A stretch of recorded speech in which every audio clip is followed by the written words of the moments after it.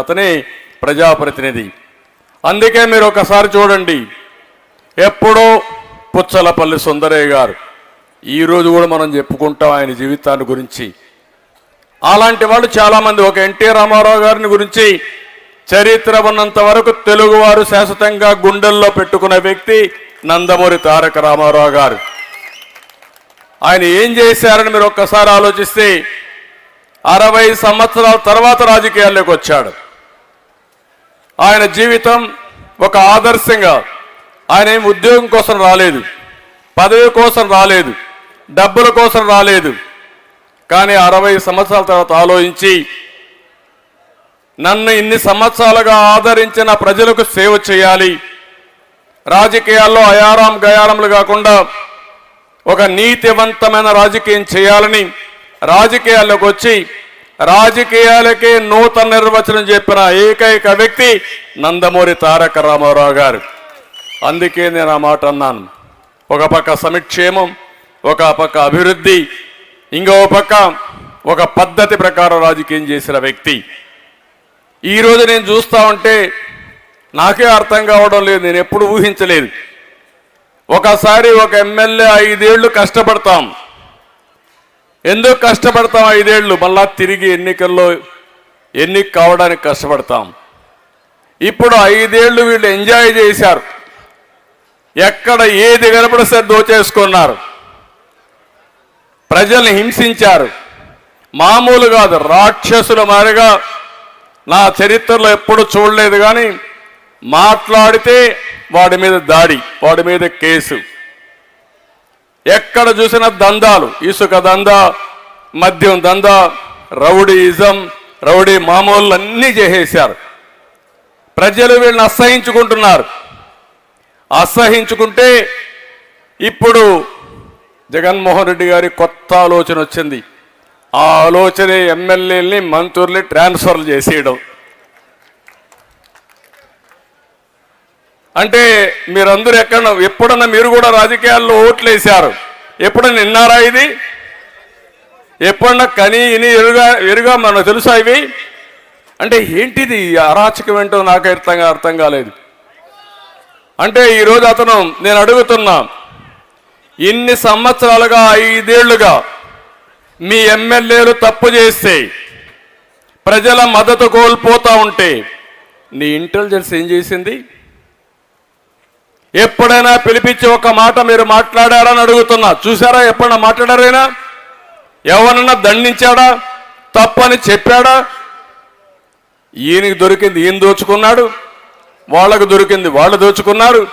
ఇప్పుడు అంటున్నాడు వీళ్ళకందరికీ సర్వేలు చేశా, వీళ్ళందరూ లాభం లేదని. అసలు సర్వే నువ్వే లాభం లేదంటున్నారు. ఆ విషయం నువ్వు గుర్తుపెట్టుకో. ఈ రాష్ట్రానికి పెద్ద అరిష్టం కానీ పెద్ద నష్టం కానీ ఈ జగన్మోహన్ రెడ్డి. ఇతను రాజకీయాల్లో లేకపోతే ఈ రాష్ట్రం ఇంత విధ్వంసం అయ్యేది కాదు.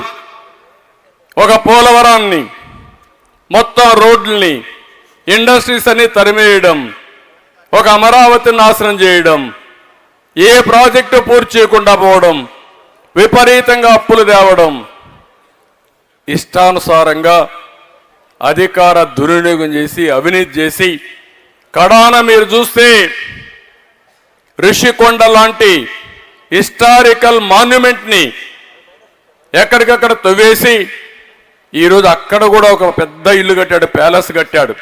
ఏంటో ఈయనే శాశ్వతంగా ఉంటాడనుకున్నాడు ముఖ్యమంత్రిగా. నాకైతే అర్థం కావడంలా.